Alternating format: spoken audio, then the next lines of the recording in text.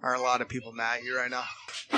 I think so. I don't know. Ah. Actually, I don't know who's actually mad or not, but me and Tyler do these theology videos, and I am not the guy who should be doing that, but they asked me. So what? Yeah, so what was their logic for picking you? I don't know. I have no idea. They were just like, hey, I think this would work really well. I go, I will not work with Tyler.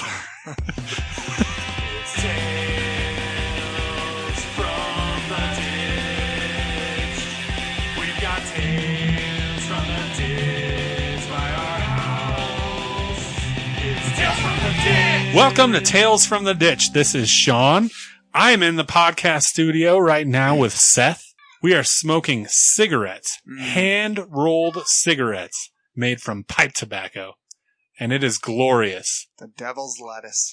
And also, actually, no, I take that back. I take back everything I was about to just say. I was going to say something about the Corona, but I don't know where we are in the Corona, really. I'm so done with, well, here, I don't want to do a broad stroke, but all humans and everything. I'm just done. I'm so, humanity, the world, Trump and Biden are debating in 2020. I'm like, just end it. Just, you know how you do I want to be a pre-trib like you now. Just end it. just do whatever, God. Just sound the trumpets. Like, I throw in the towel. Yeah. I'm not an overcomer. So, I'm not courageous. You know how you do the storm watch? Every time there's like a bad storm or a natural disaster or a political disaster, you do these updates on Twitter about Stormwatch, and you just kind of make some jokes about stuff that's going on and take it more seriously than it actually is and stuff. But then there's at some point the next day when the storm or whatever is still happening and it just is old, and so you stop doing it. I feel like that's how we are in the Rona. Yeah. It was fun and interesting and great to make fun of for a while.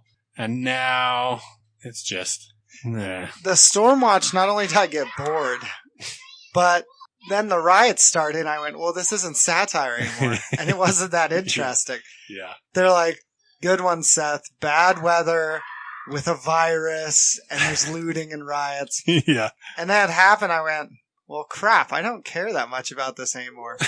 But yeah, it just wasn't shocking anymore because people are like, well, that's happening. Yeah. But I don't know, man. It definitely happened. It is. We've had pandemics and riots, social unrest, wildfires, and now Trump and Biden. But I want to talk about a fun topic. Well, let's do it. So, OCD. Oh, I thought you were going to say abortion for a second. If you're crappy and you know it, wash your hands. That's OCD. So I've talked a little bit about it, but I'm actually calling on viewers. If any of you have dealt with this or are dealing with it or actually wrestle with this condition, I actually want them to email in. This is something I've struggled with since I was, I think, 7 years old. And I remember at the time, at 7, I genuinely felt like something was wrong with me. Like I went, there's something wrong with me. And I was like, maybe there's something wrong with my brain. And then it just got worse and worse and worse. And it didn't get better until recently with therapy and a lot of healthy things in my life. It changed, but it was 30-something years of it just getting worse. Like way worse. And drug use did not help. Help at all. Depression did not help at all. But OCD. And I think you understand the idea of depression, but I don't think you've ever struggled with OCD, have you? I don't think that's ever been a thing for you, or just making jokes about it, but not really 100%. I mean, there's a couple of routines that I have, a couple of things that I have to do occasionally, but for the most part, I'm kind of too lazy to be OCD, I feel like. But how did it manifest when you were 7? Because we met when we were 8 or 9-ish, something like that, right? 9 years old, 4th grade, 1993. Yeah, and I didn't really notice anything like that until we started drug use. Mm-hmm. And then I felt like you could really see more of the classic OCD, not classic OCD, but more of the trademark stuff. Like the stuff that is joked around about in shows and stuff like that. Now, before that, what were some things or what were some ways that came out? Well, the first time I noticed was I was 7, and I was just playing with some neighborhood kids, and we were playing this game where you just pour water on this rock, and if you get a rock like wet or something, it gets darker or looks darker. So we were pretending it was a magic stone, I think. And I remember the other kids were like, well, let's go ride bikes, let's leave. And I was like, okay. And I was like, I'll catch up with you. And I put water on the rock again and was going to walk away. And then the second started drying, I put water on it again. And I realized 30 minutes have gone by and I've been putting water on it.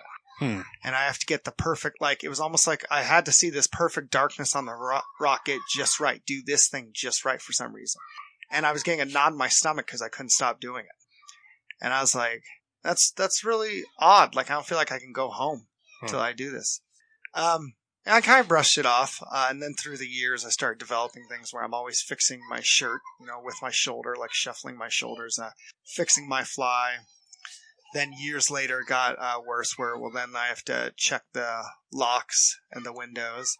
And then I'd even do certain things of how I set my shoes down or, different stuff like that. Or stack of CDs was what I remember. Stack of CDs, that was a big one, had to be in the exact order. I'd have little nervous twitches that later came of going, sniffling and fixing, moving my mouth around like my jaw was too tight.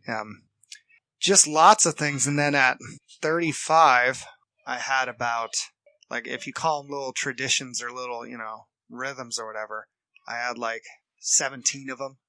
Checking the light was off of my car, making sure everything's unplugged 5 or 6 times.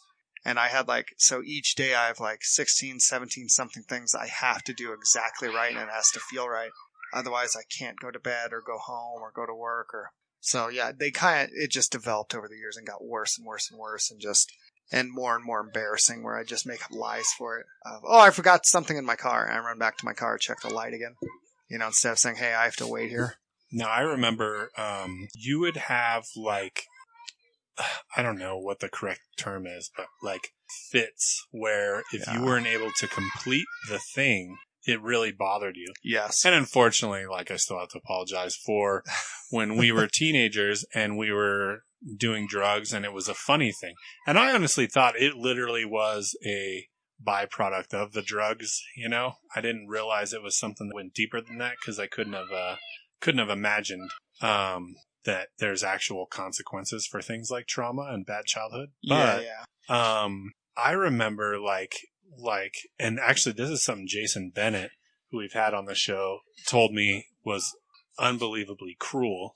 But you would get your CDs lined up and me and maybe our other friends would mess them up just a little bit on purpose, just to as a joke. But it was actually kind of a dick thing to do. And so I remember when you couldn't finish, what do you call it? A rhythm? Yeah, it was almost like a neuro connection. It was like my brain is firing off and I had to close off that connection. I had to finish it. I had to close that down. Yeah. And if you didn't, you were just on edge. Yes. I think most everybody talks about Seth as a teenager with his short temper and stuff like that. But I actually, thinking back, think that most of those situations where you really lost your temper or went off were probably in the state of not being able to finish one of those rhythms, You had that anxiety so deep and you could see it in your neck muscles and veins. It's this feeling I felt like Bill Burr talked about this, and I was like, man, he put it so well. It's so funny because he's telling jokes, but he's saying stuff that totally makes sense to me. It's like I was idling at 70. And, Bill Burr's wife talks about this when he loses his temper. She goes, where'd that come from? And he goes, do you not remember the stories I've told you about childhood? He goes, I idle at 75. Right. So when you're already there, it doesn't take much to amp up to 80 or 90. When you're already on edge and then someone slaps you on the back of the shoulder and you tense up and get pissed, or you're already on edge, and like someone messes with you with OCD because they think like, well, just stop. I'm like, I wish I could. And back then I just lied to myself. I wasn't quite sure what it was, but it's not fun. And I know this is the thing that sucks. I am glad more people are talking about mental illness, mental health, stuff like that, because now it's more open. But I also know there's a lot of people who just throw stuff out and say they have stuff or they're dealing with stuff. And my concern is sometimes if too many people are just saying that without even thinking about it, going, oh yeah, I have that, it can kind of dumb it down a little bit or water it down. Yeah. Because if everyone's depressed and someone says, well, I'm clinically depressed, they go, oh, everyone is. Well, no, not everyone's clinically depressed. Not everyone's, wrestling with suicidal thoughts. And people say, oh, I'm so OCD, like I have to have my room clean. I go, that's not OCD. Right. You can be a person who cares about cleanliness, and they go, okay, I clean my room, put my shoes. But that doesn't mean that if one thing's out of place, you're going to have a knot in your stomach until you do it 30 times, and you're driving back from work because you think you did something wrong, and you're checking again, and then you drive to work, come back again, and you're late to parties or embarrassed. That's totally different than, well, I keep my room clean. No, that means you keep your room clean. And it's kind of like the thing when people say, I'm scared of clowns. It's a funny thing to say, like, oh, clowns scare me, like TV shows used to do that.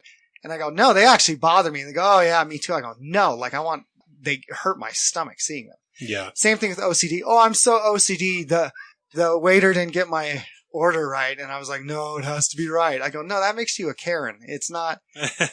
Whereas I legitimately am turning the lock to check it. Mm-hmm. And I've done it 30 times and I'm feeling frustrated and knot in my stomach and my stomach muscles are tensing up and my arms are tensing up. I'm going, why can't you be done? Why can't I do this right? Why can't I just, and I'm trying to get the lock exactly right.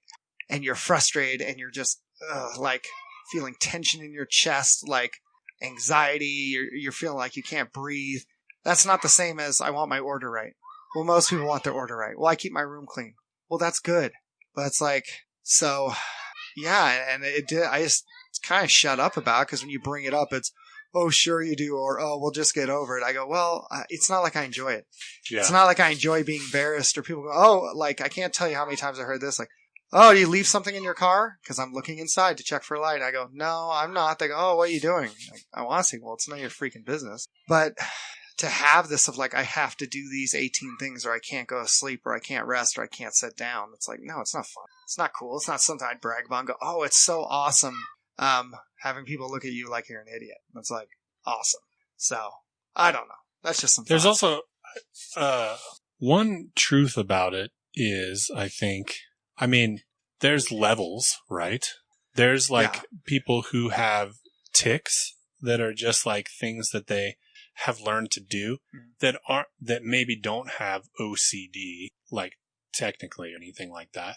But there's also people who may have OCD, but for a whole different reason. But like, it doesn't always manifest in the way that you see it in shows or in cartoons. And I think like one thing with your car, I think you're checking to make sure the doors are locked and the light on the inside isn't on. Because if it was on, the battery would die. Now, where did you learn that? Because we've had crappy cars and the light stays on. Yeah. And the battery does die. Well, it's like this. These are just symptoms. See, it's the response. So like with the car thing, yes, I had a battery die. A normal response would be, well, let's say this, not normal. A healthy response would be, okay, I'll try and make sure I do that. It's not healthy to go, I have to look between both lights, check it 15 times, breathe myself. So the issue is not, here's the thing. You'll find reasons to justify it. You'll say, well, of course I checked the lock. I want someone breaking in. Well, of course I'm looking at the windows. Well, if I left the latch up. But it's the fact of you fixate on it and your brain is sending the signal almost like you didn't check it. It never finishes that communication. It's like It never finishes the connection.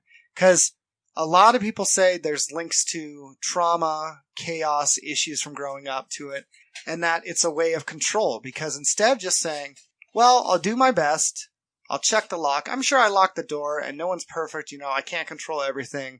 I doubt someone will break in by me. It's possible. Instead of having that stance, you go, no, the lock will be locked. I will make sure it's locked. I will check it so many times. It is without a doubt. I have not even an ounce, not even 1% a possibility that is not there. And it is, I'm trying to remember how it was described to me, but there is an issue of control. You're trying to have control of, no, instead of saying, well, I'll do my best, but sometimes batteries die, you go, no, they don't.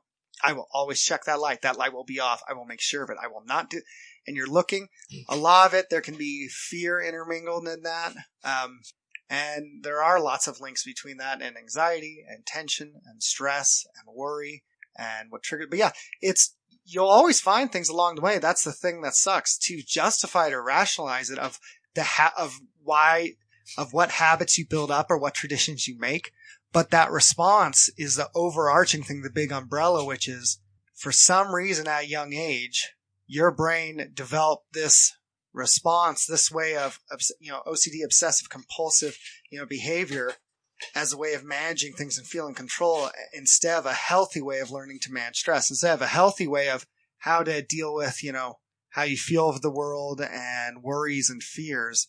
You have this almost like overly focused, enhanced, like hyper vigilant, I'm going to have everything, make sure I do it exactly right and repeat it in these traditions. And it's almost like putting all these, safety railing around you and different things. And just, it's crazy because there's interesting science that they're doing with it. And some of the people, are debating what treatment to use and how to deal with it. And, but it feels weird to legitimately like look at something, you did it, and literally 2 seconds later, your brain's all, no, you need to check that. And it tells you, you need to check that now. And there's nothing more in the world you want than to check that and see it. And it is like a disorder. There's classified. Yeah. Yeah. There is a chemical missing or a neuron not firing or something like that. Some weird, I'm trying to remember how they described it because I've talked about it in counseling, but the science behind it, I've only read a few times. From what I understand, it's like you have the signal firing in your brain and it doesn't shut off. It keeps firing. Right.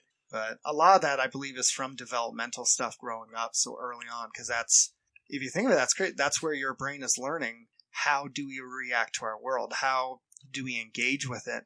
And that, for some screwed up reason, is how it learned to engage. It goes, we will hyper focus on some things, be hyper vigilant, and literally fixate on some things until we get it, until we do it. And that was how my brain apparently learned how to process and engage. Yeah, I'm reading a book that talks about codependency.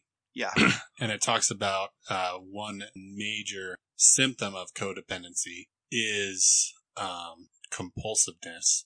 Not necessarily to the state of a disorder, but whenever you're doing, if for the sake of your security or your well-being, whenever you're doing compulsive things, usually that can be tied back to your codependence. Now, it could be anything, I'm sure, but it sounds like the codependency, which obviously starts when you're very young, results in some desire to have control, like you were saying, and that results in that compulsive behavior, not necessarily to the state of a disorder, I'm sure, because we're all, on nuanced levels of codependency and trauma and stuff like that. But yeah, it's like the main thing is you're trying to use your body to achieve some brain state somehow.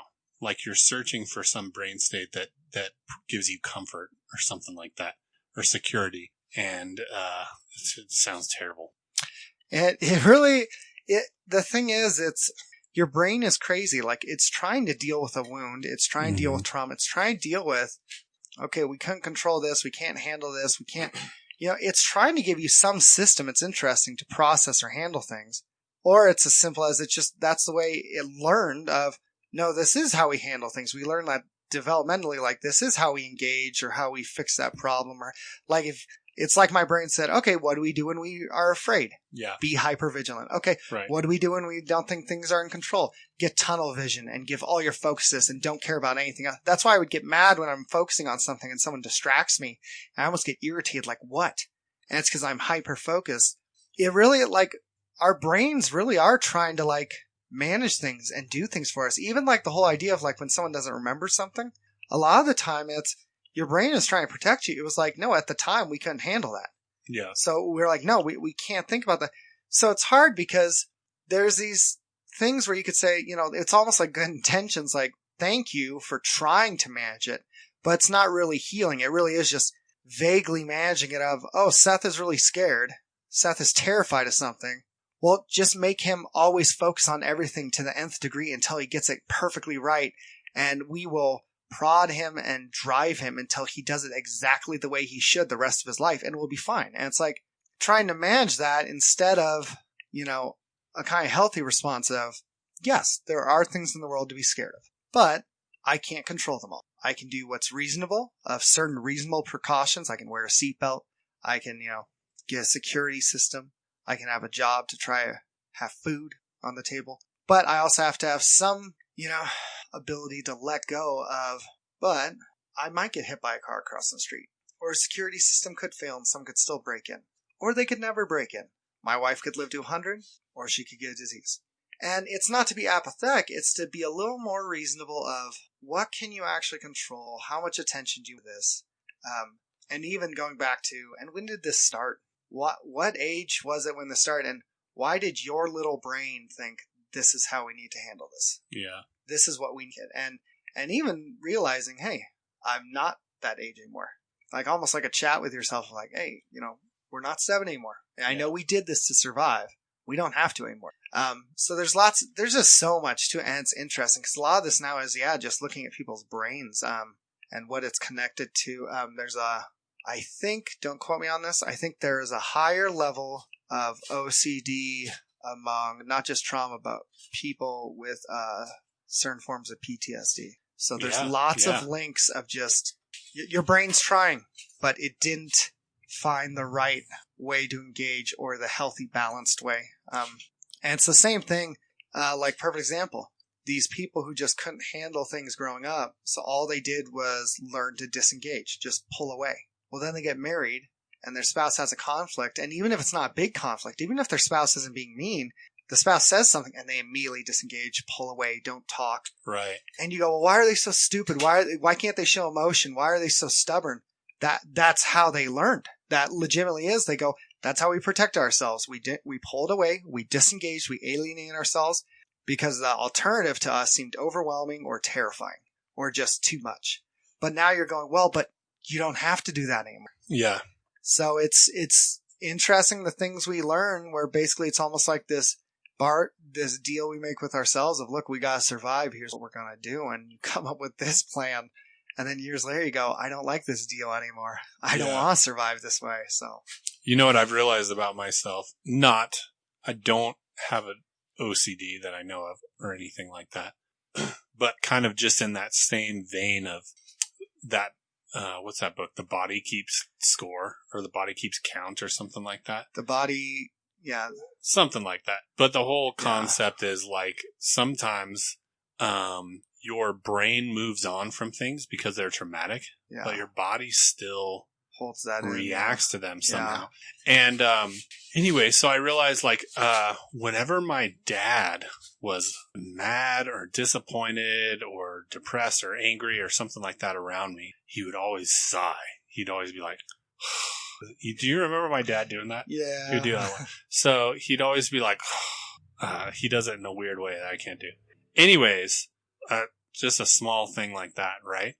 Now, as an adult, as a freaking grown-ass man, anytime anybody sighs around me, I get tense. Yeah. And the thought is, you are such a failure. Wow. You're so worthless. Like, whatever it is that you're in the midst of, you're not able to please this person. You know what I mean? Wow, I know. And when I go back, I'm just realizing it now. And when I go back all these times, remember I would always say, like, when we were hanging out with a bunch of other people, and I would always say, like, I can't really have a good time unless I know everybody's having a good time. Like, I can't really enjoy myself if I know that this person over here or whatever. And you would say occasionally, and everybody would say, they go, everybody's having a good time. Nobody's upset.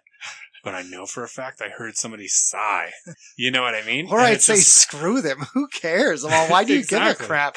And you're like, but we didn't have the tools to diagnose anything. Mm-hmm. I went, well, it's just because Sean likes people having fun. But you really said, you're like, I don't enjoy it unless I know everyone is. And I'd even look around and go, well, it feels like what? Yeah, I'd rather leave than be there knowing that somebody's having a bad time. Yeah. Which is also why I don't like vomiting. We talked about that earlier. Oh, it's just worst. Knowing that anybody has to experience that is not okay with me. That is, dude. That's like a sigh from hell. That's like a sigh where demons come out of your soul. Where I feel like that's coming on, I'm like, just kill me. Yeah. I will fight it so much. I'm like, nope. I will do worst. breathing techniques. I'll take ginger. I am not puking. It's like, you'll feel better. I don't care. I want to die. I hate the feeling of vulnerability too. I am never weaker than when I am puking. I'm like, I am pathetic at that moment. I hate it so much. It's the worst thing. No, it's hard too because there's a balance. So I can't control some of the things adults did or what they said to me necessarily, but it is now my responsibility as an adult whether I'm going to seek treatment or how I respond to it. Like if you say you're in a marriage and you have this terrible temper and it turns out your dad just beat the crap out of you. Like, okay, you can't control when you were 6 how your dad was or if he was an alcoholic.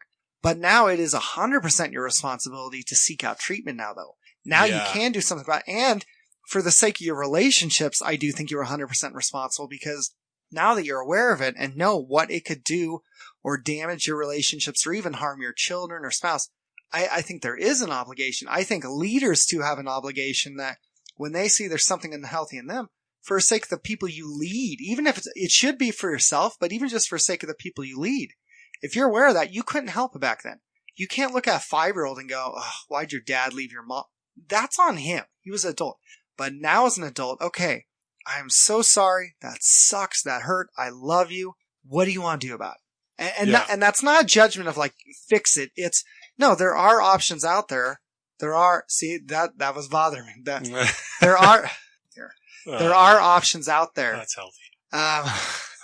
That took effort. There are options out there, but you need to, I can't force someone to want, like if someone says, I'm addicted to alcohol, cool. That's actually really good. You admitted that. Yeah.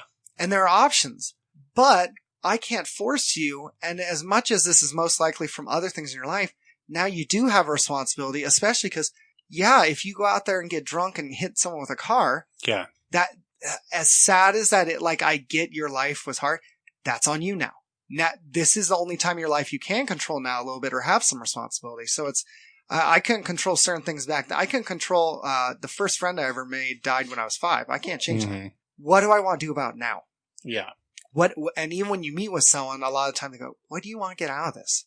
Because you have to put in the work too. It's, people go like, that sucks. That's hard. Well, yeah, but that really is a part of life, as you are going to see. There are many things that you have to fight through and wrestle through. So I like what you said. It's your responsibility now, but you didn't leave it at that, to seek out treatment, because I feel like maybe some of those people in that situation, right, the alcoholic or the abuser or something like that, they would say, it is my responsibility now, so I need to just nut up and stop being this way, which is never successful. No. Or at least very seldom successful. So it's like super important to maybe seek out treatment isn't the best blanket thing, but to search for help outside of yourself, Yes. Yeah, because you can, even if it's not a licensed counselor, if you can just find someone who knows what questions to ask that you wouldn't, or find someone who goes, I have seen or found, or researched, or it's happened in my life, proven methods that can benefit you in this area. Okay. Versus when I've heard people say, just stop. Yes. If we tell a veteran with PTSD, just stop, some of them are going to end up, they put a bullet in their head. And I'm not saying that to just be shocking. It's, they literally are going, I can't, I need help. So seeking someone outside yourself or help outside yourself, I think, is incredibly beneficial. Because it is. Because there's been questions people wiser than me have asked where I go, I wouldn't even thought to process that way. Right. They're just giving you, and that's the thing, they're not going to do work for you. They're just giving you the tools. Yeah. That's really it. Even a book, I mean, again, that's seeking wisdom outside of yourself, you know? And so, I think like that responsibility being on you is a huge calling to every person in existence to say, hey, am I healthy in this? Yeah. And if not, how can I heal from it? And that's honestly one of the hardest parts. Seeking outside wisdom from people, it's embarrassing. It's it's scary. You could be manipulated by somebody, or maybe you don't pick the right person. It's hard to do that. It's scary to do that. Even people who have unhealthy sexual relationships because of inappropriate sexual relationships with adults growing up or molestation stuff. No way do you blame the kid. I'm sorry. When you're 4 or 5, you don't even know what sexuality truly is. That it's the adult. But if you get older and you start seeing you're unhealthy in sexual relationships or abusive, well, now you do need to go, I need to address this, because you don't know how bad that could go. I mean, even just the idea of, I got arrested for cheating on my wife with a prostitute. Yeah, you couldn't help when you were 4 or 5, but now it is your duty. Now it is your responsibility. And I'm not judging people for failing. I'm not judging them for saying, well, I don't know if I'm even ready to get help. I get it. But I'm just saying that's going to have to come. Otherwise, you don't know how sideways this is going to go. You don't know how far is that going to go. How long can you have this wound? And a friend of mine made a good point. I've stopped calling them scars. I've calling them wounds, because a scar is actually healed. But a wound, it's like you're bleeding to death. And it's like at some point, well, you need to get that stitched up, or something, or addressed. So that's hard, because also it's not to lecture people. I've had some people where it's just the idea of going and talking to someone is crippling to them. Just terrible. So even just the first step's hard. But it's hard because you look at me and go, man, I can't make them do the work, but I know they need help. And there's nothing else I can say. So our brains are weird. How people respond to trauma is interesting. And just a lot of those things developmentally are such a huge thing later on, where they just, it's funny. You can have one event when you're 7 or 8 and that affects you 20 years later still. So it's funny. I think it's even harder, or not harder. It's even less common for somebody who's prestigious in some regard to seek that out. So it's like, you're a pastor. Yeah. You're a pastor. You're not supposed to be in therapy. Yeah. You're supposed to have already figured it out. Right? All out. Yeah. I'm a deacon, but also like there's prestige in just being a husband or a father, or a mom or a teacher or whatever. There's all these positions that we create where we say we're not allowed to be unhealthy. We're not allowed to need healing. We're supposed to be the healed. Yeah. And I think like that's a cultural conversation that probably doesn't happen enough. But I've been going to counseling, or I just started going to counseling, because of you and other people who are close to me have said it's a good idea. You probably desperately need it.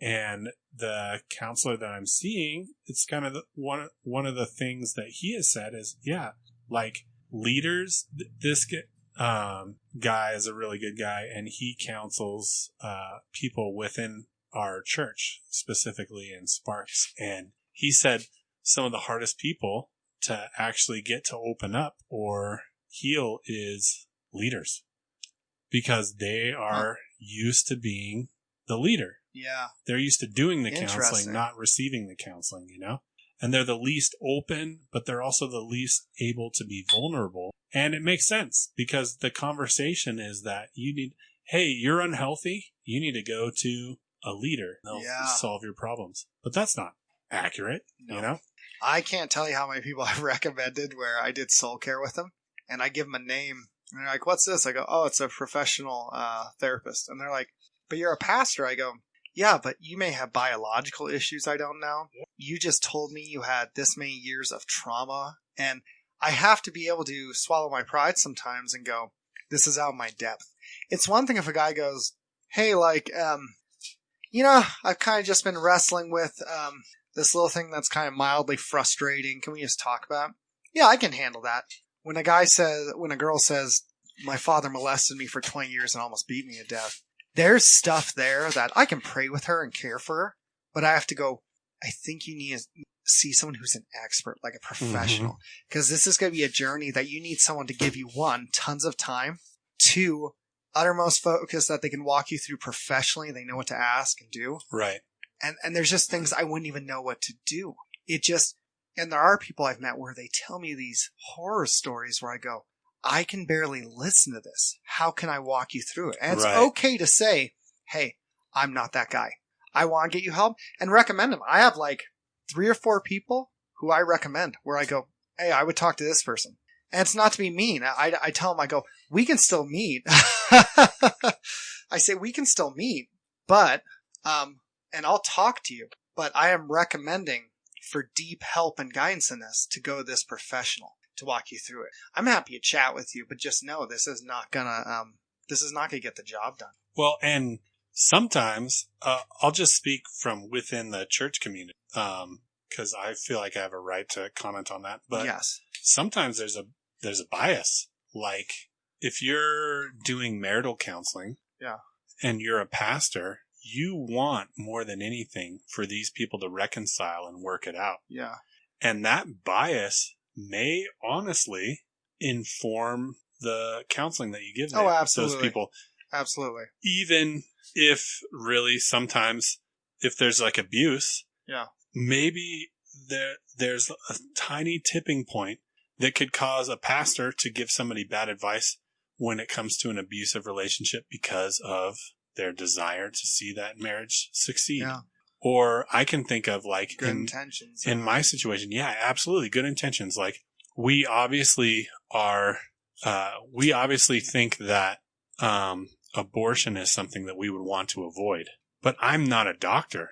And there's several times when, terrible situations have occurred where there's like a dangerous pregnancy and both the baby and the mom are at risk and I don't quite understand it. All I hear is maybe I'm considering terminating this pregnancy and my culture, my subculture speaks in place of maybe the most sound wisdom. And obviously like it's every situation is different and there's no way to generalize about it. But yeah, like there's a lot of people who maybe you're the best counselor or maybe you're the best therapist in the world, but you went through this when you were a kid and those aren't situations you can handle. You have to be willing to give that up to somebody else who's better equipped for that, you know? Yeah, I think let's go to a fun example you brought up of abortion. So if someone came to me and said, this is what's going on, saying I'm at risk, the baby's at risk, and asks about what do you think, I of course would say any child from cradle to grave, every life has dignity and worth. Yeah. And yet I would still ask, well, what did the doctor say?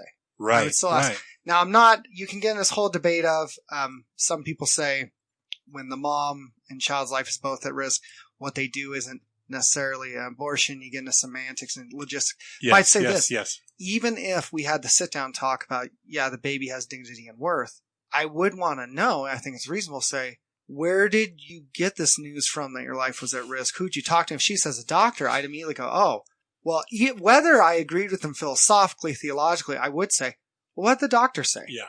Because you got from a professional a diagnosis and now you're coming to talk about it. It's the same thing. If this girl this woman who I referred to a therapist, I'll still talk to her. I'll still hear out of it. That sucks. But I did one time, I go, so how to go with the therapist?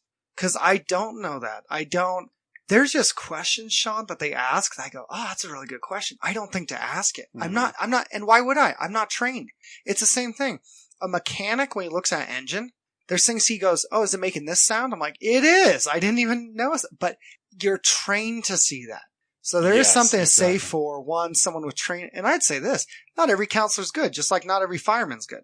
I went through multiple calling people till I found a therapist I liked. Right. And she's a believer and, has been quite frankly fantastic. So I think, no, there's something to be said that you're gonna, just because you go to seminary does not make you a master of everything.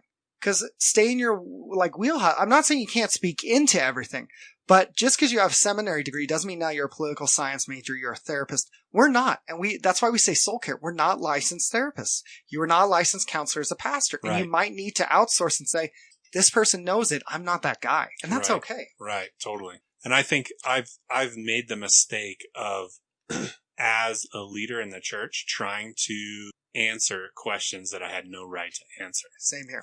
And again, that, it all comes back to training and knowledge and also security. It's if I'm insecure and I'm worried that people don't think I'm a good leader and they come up to me and ask for stuff, I'm less likely to delegate that to somebody who is right because I want to prove myself or something. And there's ego and there's all of that crazy stuff. I don't know how we got on this subject. Sorry. No, it's everyone had childhood. And here's the thing, as Christians, okay, I've said this many times. Depravity answers the question of why do people sin or do bad things? Because we're human, because we're frail, because we're messed up, we're imperfect. But it doesn't answer the question of why that sin in that way to that degree, why this type of brokenness. Why is it one guy's an alcoholic, but another guy's addicted to porn? And that's where the story comes in. I get people are imperfect. Duh. I've lived a little bit. I know that. But to look at a guy and go, why is it when someone physically touches you to be intimate, you shudder? You can't just look and go, well, repent, get over it. Well, we've all fallen short of the glory of God. I'm I've read the Bible too. No, you get into the story of people. Jesus, I love it. The woman at the well, he doesn't just go, hey, so you're a whore, you need to repent. He has this whole dialogue with her. Peter, he doesn't just say, you need to repent, you depraved pig. He goes, do you love me? Yeah. Do you love me?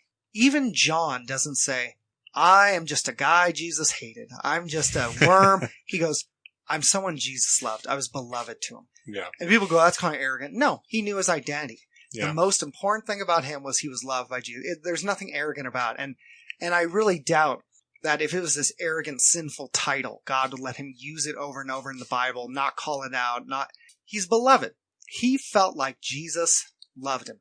People felt like Jesus loved him. And here's the thing. There's not just a call to obey moral commands of don't do this, don't do that. There's a call to positives of do this, do that. Mm-hmm, yes, it's don't murder, don't do this, but it also says love your neighbor, love your enemy. Think of people more important than yourselves. Be peacemakers. Live at peace with man as much as is possible. All these things.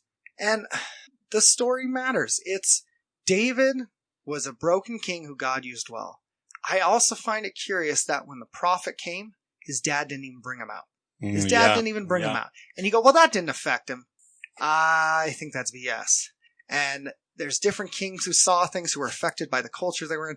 We have a story. So, yes, I think people are broken. Yes, I think we're imperfect. We make mistakes. But there's also a story, and it's not to enable people. It's because I want to see better for them, lead them on a path to healing, and to even say from a biblical perspective, God has better in mind for you. Yeah. To say God has better in mind for you than this, it's because I want to see you restored. I want to see you happy and healthy. I want to see you flourish. It's not to enable people, and the sin part isn't to judge people. It's no, I want to see you do what you're made for. Right. So, yeah, I don't know if that makes sense, but yeah. No, I think it makes total sense, man. The story is important. I think that people in our society with quick answers and instant gratification, they don't want to wait to hear the story. And so they will react before the story is said. Here's a good example. Actually, I can think of one. Yeah. No secret. It's been said on this podcast several times. I will say something like, I dislike cops. Yeah. Right? Yes, you will. Yes. Now, there's a story to that. And it's actually not as simple as the fact that I just dislike cops. Yeah. Right? Yeah. If anybody pursued me and that story, they would find out I I like a lot of cops and get along with most of the cops that I know well. But there's a whole background Actually, here's the whole thing, talking about childhood. When I encountered cops as a young person, they wouldn't let me talk. They were not interested in hearing my story. You had some bad experiences. I had some bad experiences. And I said, I'm just trying to say, wait. Let me tell you what happened before you got here, because you don't know. You weren't here. And they go, get on the ground. It's never been, well, let me hear your story. Let me hear you out. And I know that's probably their training, and I don't blame them for that. But either way, as I grow older and I try to say, well, there's something happens with the cops. And you know this as well as I do. We're friends with a person. They're like whoever they are. Nice guy, mean guy, doesn't matter. They're whoever they are. And then they become a cop and they change. Something happens and they do change. Sometimes for the better, sometimes for the worst, sometimes just in a different direction. But there is this change, and there's usually a mustache, and there's usually like a superiority complex, but I'm not going to say always, but just often. And when I say I dislike cops, I think all I'm actually trying to say, if you would hear out my story, is that can we just admit that you change once you become a cop? And there's probably many reasons. I would say like someone changes when they go in the military. You can't go in the military and not change. Exactly. There's no way that experience doesn't affect you, for good or bad. For good or bad. And there's something happens there that we should be able to talk about, but nobody, with the police especially, nobody is willing to talk about this change. Nobody. The officer's family, or anybody out there. None of them want to. They just want to go to, I do or don't like cops, because it's an easier message. Yeah. And it takes less characters, and it's something you can fit in a tweet. Less work. But yeah, so like that story, there's this whole story. And, that's the other thing is, right now specifically in our kind of geopolitical climate, oh my gosh, we will no longer consider an anecdote as having any worth whatsoever. No. But in reality, everything is anecdotes. People just want more, I guess, statistically or something like that. But the bottom line is human interaction is based on the anecdotes that person has experienced up until that point. So is our history books. It's people saying this is what happened. Exactly. And you go, well, it's eyewitness.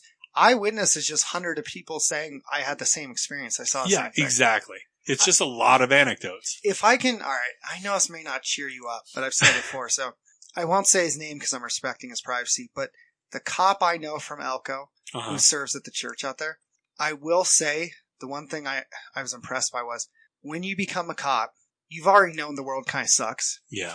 But now you're getting called to domestic calls, which are like the most dangerous, I found out. And some guy's punching his wife and she's trying to fight you. Right.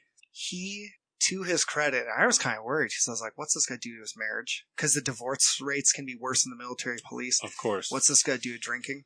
I actually find him to be kinder now that he's a cop.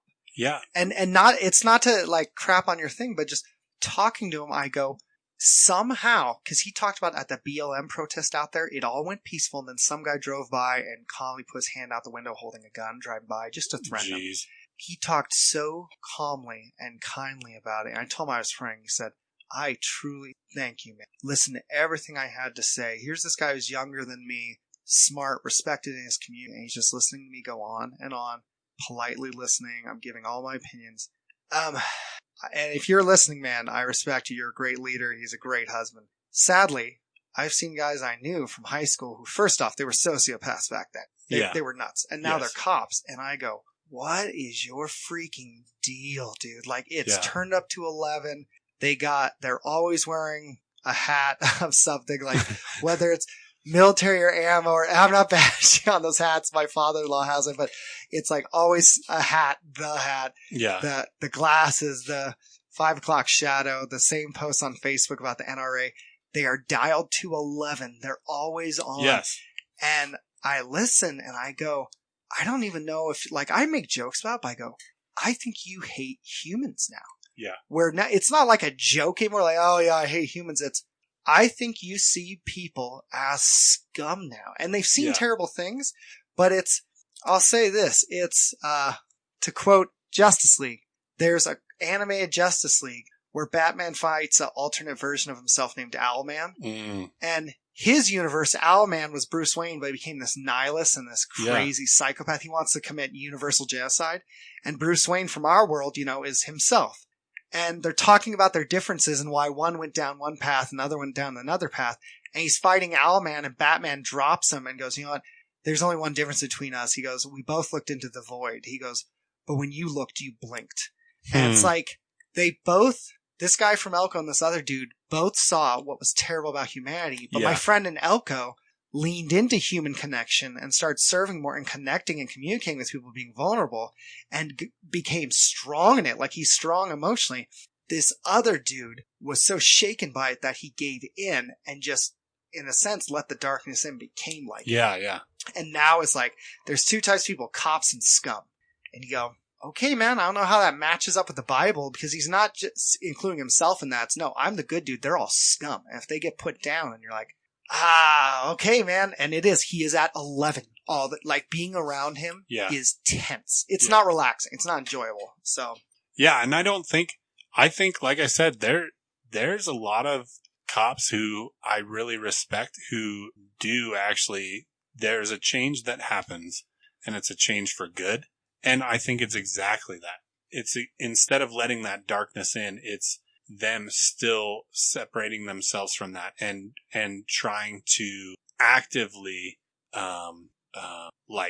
be a light in response to darkness instead of just trying to remove darkness, Yeah. And there's like a big difference there. But either way, like my whole point, and I don't think you crapped all over my point at all. Okay. I'm trying to hear you. I'm just saying, can we just admit that when you become a police officer, you change, and sometimes you don't listen to people's opinions? Can we just admit that? I would say it would be odd to me if you entered into any career like that and say it didn't affect you. That actually would be strange to me, because to say, oh, I got into Navy SEALs, didn't really affect me. Because how many dudes do you know went to war, and the next 60 years of their life, their whole identity revolves around them? That a friend of mine actually goes, that speaks to how strong trauma and experience is. How could you say, I'm a cop and even spent time, dealing with sex offenders, with young children, and that department? Because sometimes they make you do a rotation depending on what department you're in. I would say it's unhealthy. That doesn't affect you. But the question is, what are you going to do? Because if you let it affect you of, I'm going to become this abusive person, that's wrong. But if you let it affect you of, man, I need to match that with light, or I need to really connect with people and have healthy engagement in relationships and talk to people and be able to express this and talk about my experiences, that's the healthy way. But the thing is, it would be shocking to me if it didn't. It'd be shocking to me if you become a cop and have had to draw your gun and kill someone and say it doesn't affect you. I'm actually much more concerned for your soul. I absolutely think it changes you. And in a way, it should. But my desire for that person would be, what type of change and what will your response be to that? Because to say it is proven, doesn't matter who you are, to put yourself in a high stress or turbulent environment is going to have an effect on you. So I'm actually more concerned when a guy goes, oh, I became a cop, I shot someone, it didn't affect me. Yes. That actually worries me more versus then a guy goes, I became a dick. I go, of course you did. Right. Of course you did. But to say, no, it didn't do anything. I go, you're a psychopath then. If you shot someone and did not care, if you've heard of kids getting raped and that didn't bother you, right? That's something else. That's something of like, dude, you need to talk to Jesus, because that's more concerning to me. That's the only point I'm trying to make, which for whatever reason is off limits to talk about, and I'm not able to make that point. I think it's fair. But, yeah, so here, I don't know how it works everywhere, but here, or at least the people that I know, when they want to be in the sheriff's department, I guess, or the highway patrol, I don't know how it works. I only know about the sheriffs. I have no clue about the highway patrol. Yeah. So when you get accepted, you start out working in the prison. Yeah, up at and par, you're a right? prison guard. either at our local jail or like the prison, really? Yeah, I'm pretty sure that's most of those rougher. guys, you start out doing that, and then you get to finally be a deputy who, wears the sunglasses and drives in the truck. And so you have the wounded warrior hat, and yeah. And so I've seen those people. We've seen those people in our lives who have been the most funny, goofy, easygoing guys, and then they go do this time for their career and come back and won't admit that they're changed. Although everybody in the world knows that they're changed. And that's all I want. All I want is for them to say, you know what, you're right. That's been rough, and it changed my opinions. It changed my perspective, and things are different now. That's all I want. And then I wouldn't have to start off with saying that I dislike cops. I think that's fair. I don't think there's anything wrong with that. Yeah, the whole point to how it all got brought up was like the importance of the story is give me a minute or 3 minutes and just hear me out on my story, and then you'll see where I'm coming from, because I am speaking for myself. I don't have the vocabulary to succinctly say something. You know this, as if you're a listener of the podcast, or if you're Seth and you know that I'm trying to make a point, it takes me at least 15 minutes to go, like just happened. It takes me 15 minutes to actually get to my point. So give me time before you make assumptions about me to hear my story. And I think that that's our responsibility to really do with everybody who's at least close to us, at least moderately close to us in our lives, instead of just hearing their face value perspective, actually listening to their story if they're willing to tell it. And that will actually give you a much better perspective and a much better way, like if they need healing, for you to actually hear that and hear how that healing could occur, compared to just saying, oh, you're one of these people, or, oh, you think this, or whatever. And I try to do that. And my point is, like, I try to do that with with the people that I dislike the most, right? Or the people that I'm known as disliking the most, which is like, the whites from the South, or sometimes police or something like that. Yeah. I'm trying my best to give them an opportunity to give me their story. You know what I mean? So I want the same treatment. Well, we as Christians, too, shouldn't be going around othering people. Because that's so lazy to just, well, you're a stupid Democrat. Well, you're a stupid conservative. And yes. I would caution this. No matter what job you're in, you need to be careful of something outside the gospel. I'm speaking to Christians. Outside the gospel, of something outside your identity in Christ having such a core influence on you that it affects, this is my view on the world, people, how I treat people, how to talk, how I feel, how I interact, how I love, how I think. Because now that's become your gospel. To really go, well, what do you expect? I'm a cop, or I'm a soldier, or I'm a doctor. Those are parts of you. But be very careful of having it that you go, yeah, I'm a believer in Jesus, but then 90% of your life and worldview is influenced by this thing outside of Christ, because there's your identity. I mean, there's your identity. If it's to such a thing that you go, it changes who I am at the core, and it is who I am, I'm willing to defend and get mad about it, I'm just pissed, ready to fight at the drop of the hat. Anyone who disagrees with me, I go, there's your gospel. That's your belief system. And I'd say that for everyone, though. I'd say that to a Democrat. I'd say that to a Republican. It's not so all idolatry matters. So. Yeah, there you go. There you Good. Go.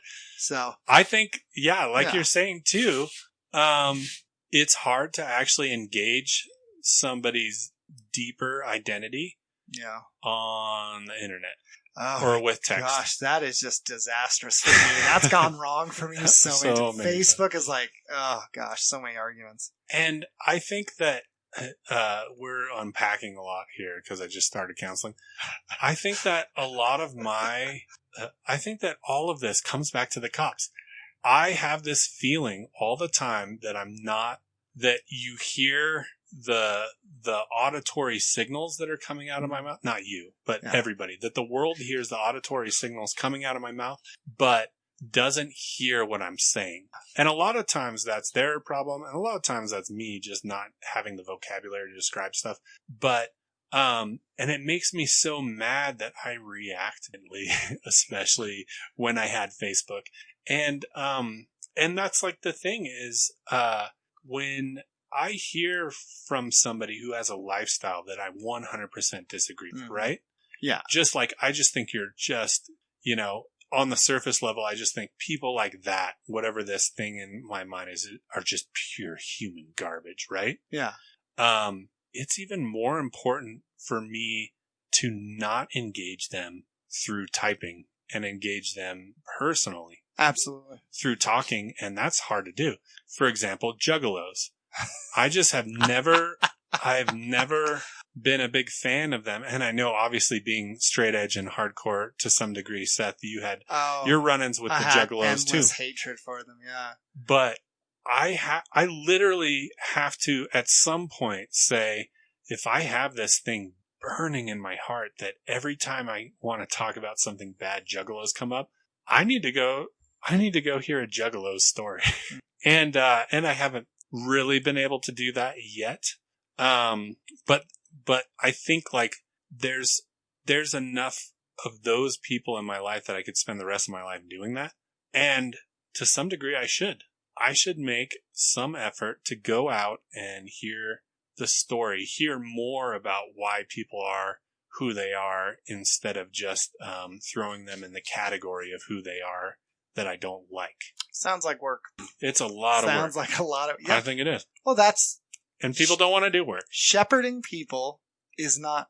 You don't just text the sheep. You don't just yell at them from afar. You have to actually come in and guide them, sometimes even physically carry them. Yeah. Or even scrub the dirt off. It's more work than typing. It takes a few seconds to share something snarky on Facebook. Believe me, I know. But I've tried to get better at that. No, I think see, this goes back to its story. Mm-hmm. Are you willing to do the work to go, all right, man, walk me through this. Mm-hmm. How'd you arrive here? Who are you?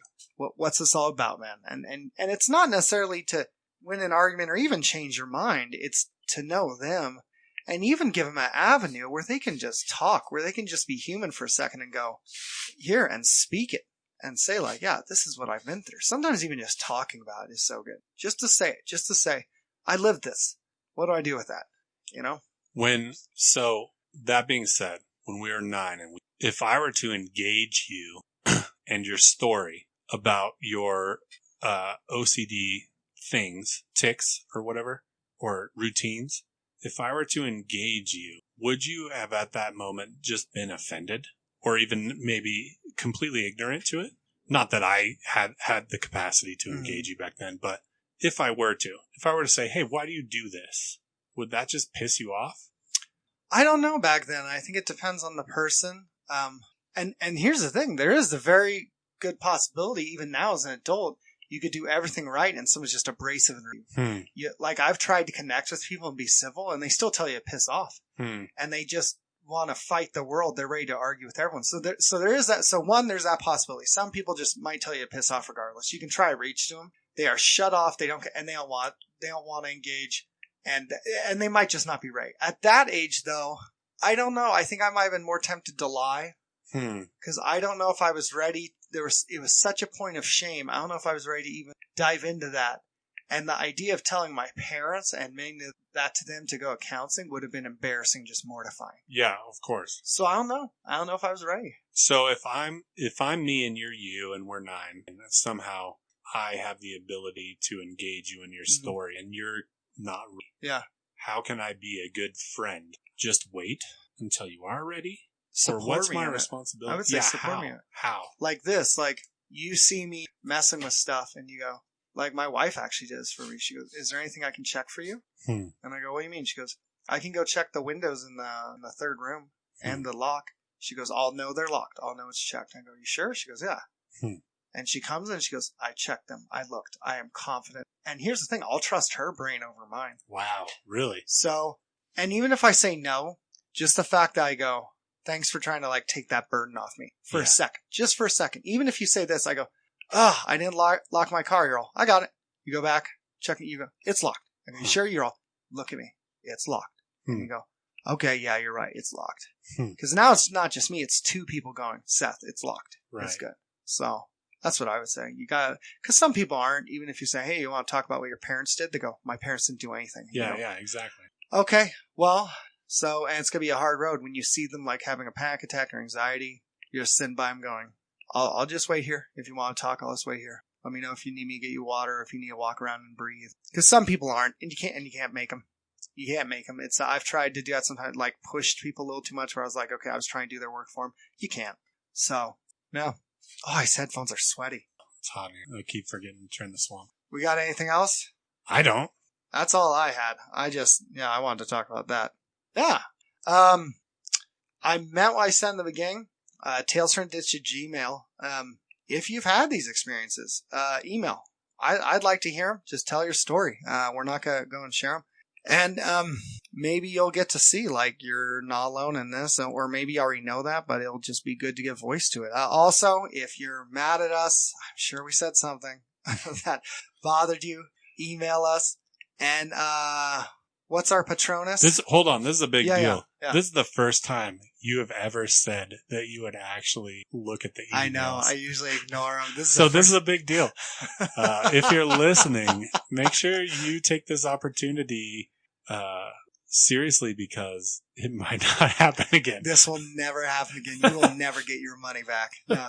What's our Patreon? Patreon.com/talesfromtheditch. We have been supported on Patreon. That's how we do this. Really? This here scotch, yeah. My wife was a supporter. But she got a calendar. My wife. We made good on it. We have a calendar? Yeah, I made a calendar for anybody who gives to Patreon at that tier. I gotta get that tape. I made a calendar. You can see it. It's in my house because my wife got it. Yeah. I didn't have to ship it. All right. So yeah, there's that. And then, obviously we're a podcast everywhere. So Spotify, Player FM, Apple. Yeah. And that's fun. And then, I think honestly, like the weirdest thing has been during the Rona, the churches have been meeting, or at least our church has been meeting online on YouTube. And we've said on our YouTube sermon or services, it says, make sure to like and subscribe. Yeah. So that we know you're there. And, gosh, I hate saying that. And I never want to say that about our podcast. I just want to say, I want support, money, and affirmation. Yes. Like and subscribe. Do it now. Not through that. If liking you're and my subscribing friend, doesn't you'll help do us. it. If you're not subscribing to us and listening to every episode, what are you even my friend? Yes, but liking and subscribing and rating us, yeah, those don't help. Give us money. Give us money. Or in person, buy us things. Yeah. Help us Pork chop sandwiches. Support our writing careers. Yeah. Help us to retire so that we can write books all day. Pages. It's awesome. I'm ready. So. All right, that's it. Zip it up. Zip it up.